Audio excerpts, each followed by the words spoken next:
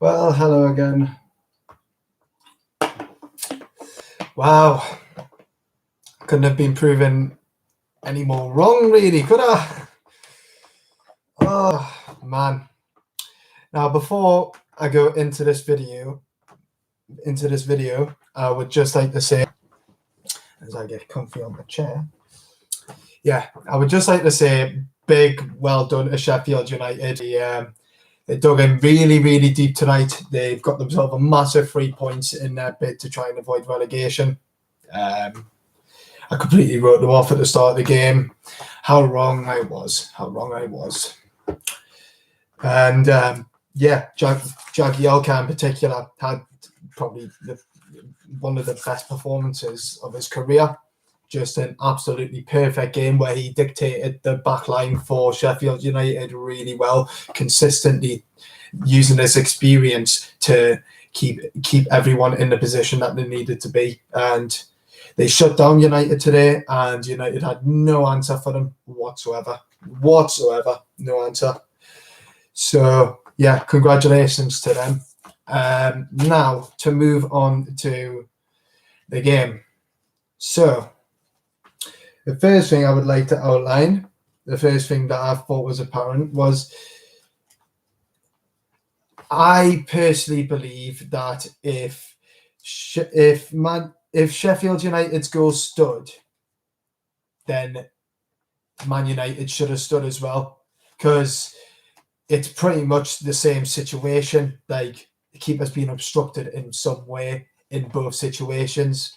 However, VAR wasn't allowed to come into play because the referee was so sharp on his whistle, which for me was really, really poor defending, really poor refereeing. And I'm saying really poor defending because United were really poor defensively.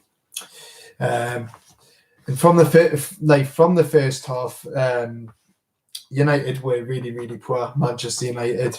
Tuanzebe had a particularly poor first half. He constantly was out of position. Really exposed a lot of Maguire's weaknesses as well. But that's not taking any blame off Maguire. Maguire is 100% accountable for every mistake that he made in that game, and there was a lot. A lot of times where him and Tellez seemed to be switching positions for some reason, like what he was doing with Luke Shaw at the start of the season. Absolutely shambolic positioning from him and Tellez as well. But he's the captain. He's got to be like appointing that himself and making sure that does not happen. And he did not. In the first half as well, going forward, we really lacked speed. We lacked the intent. Apart from the goal that got ruled out, we lacked intent in terms of trying to just go for the opposition. Like, they only had 6 players on the bench. They couldn't even field the full bench. They've got that many injuries, and somehow we still were not able to take advantage of that, and that was really poor. Particularly in the first half, it was shocking. And then in the second half, like the first half, I haven't commented on this yet, but simple defensive mistakes, like for the goal for Sheffield in the first half. Why is there no man on the back post? That's something that you learn at grassroots level. You stick someone on the posts to clear the ball in case the keeper can't get to it. Man United are so soaked up in this willingness to try and do zonal marking. It's a mess. It really is a mess when we're trying to defend. I will say the one moment of quality in the game did come from Tellez. A fantastic corner, which Harry Maguire met with unnatural bloody ability. He's never got that sort of ability in him. So it was an absolute shock to see him do that. It really was. A fantastic ball in from Tellez. Maguire does really well to lose his man at the corner. The only time Jagielka wasn't able to keep up with his man. But other than that, Jagielka was outstanding. Please don't get us wrong. He really was. There was an opportunity as well in the game where I can't remember if it was Bruno Fernandes or Wan-Bissaka or some.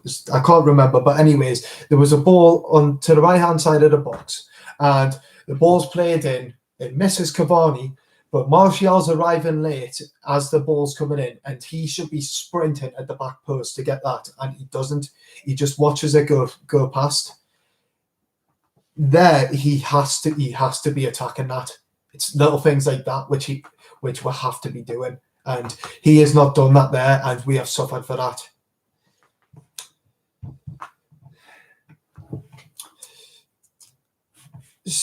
There was a lot more intent in the second half. There was. We moved the ball about a lot more. The only player who seemed active at all the only player who seemed consistently active throughout the entire game going forward was Bruno Fernandes. But that's not a shock to me. It was just ended up being one of them days. For the second goal, I mean, I've not witnessed worse defending, I don't think, this season. Literally, no one wanted to clear that ball. Maguire, instead of hoofing it with his left foot, which is what he should be doing, clearing the ball like what a centre-back should, he decides to pass it to De Gea, putting him in a very sticky situation to the point where he can only play the ball out. He hasn't got time to wind up to boot the ball. He hasn't got the time because of how close Maguire is when he plays the pass. Because of how close Maguire is. Sorry, not Maguire. Maguire. But yeah, really poor.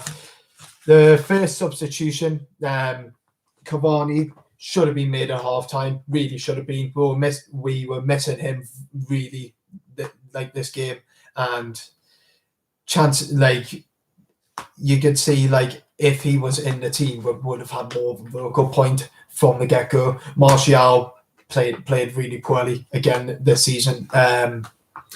I don't know what's going on with him. I really don't.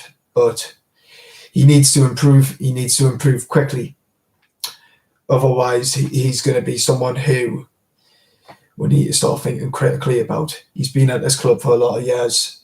I've backed him for a lot of years.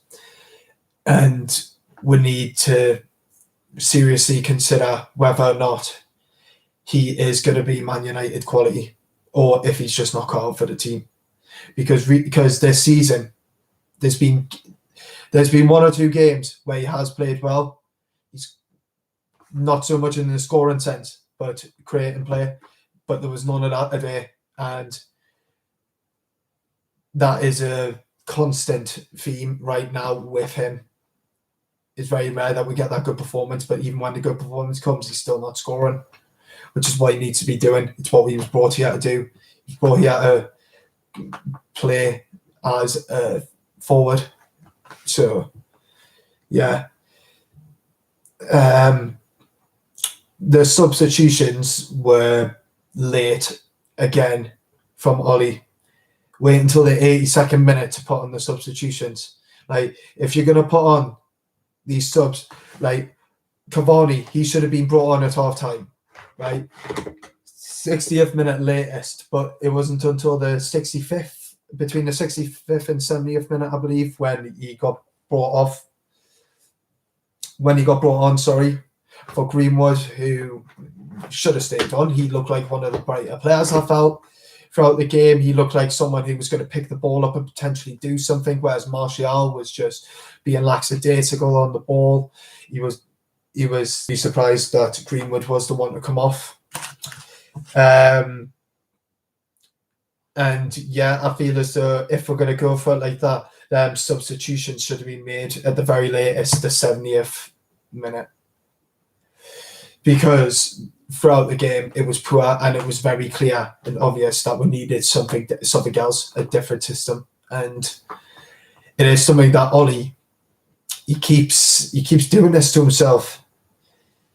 Like, he'll go on a good few games where he gets everyone believing. Like, obviously, I still believe in Ollie to eventually get there in terms of being a manager. I've seen the improvement throughout this season. However, if we're not going to be able to beat Sheffield United, what chance do I have of competing for a Premier League title? No disrespect intended to Sheffield. However, in terms of where the teams are in the table, Sheffield United are bottom of the table, and we've just lost three valuable points to them. And now City have the opportunity to get that 3-point gap. Well, sorry, not 3-point gap, to make it a 4-point gap.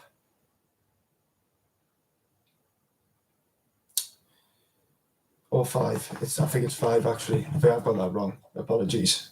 I'll just double check that quickly. Just looking on my phone. Oh, jeez.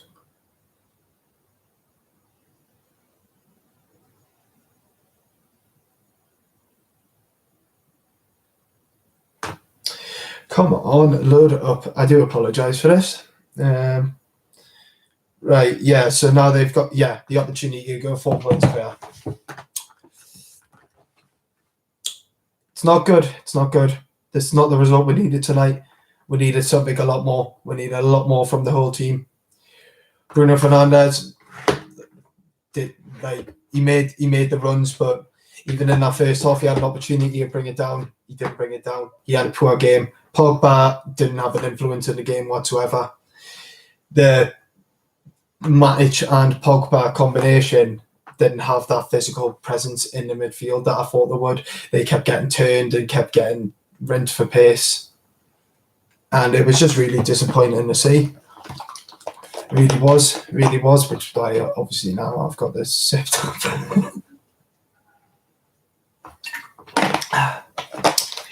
But yeah, I'm very dejected from that result. However, all we can do now is forget about that result. Now we've got to focus on the next game, which is Arsenal, and we need to be on our game because they've taken 16 points from 18, and that is a team in form right now. And because of that loss, we're out of form. We need to quickly get it back into winning ways, and that needs to start with the Arsenal game, where I expect Cavani to be starting, Luke Shaw to be starting, and Fred and McTominay to be starting. They simply put have to start for me because and I'm hoping Eric Bailly, who I heard during the game, picked up a knock in training yesterday, which I didn't actually pick up on. But I hope he is fit for the game against Arsenal because we were poor at the back today. But yeah, thank you very much for listening and take care, people.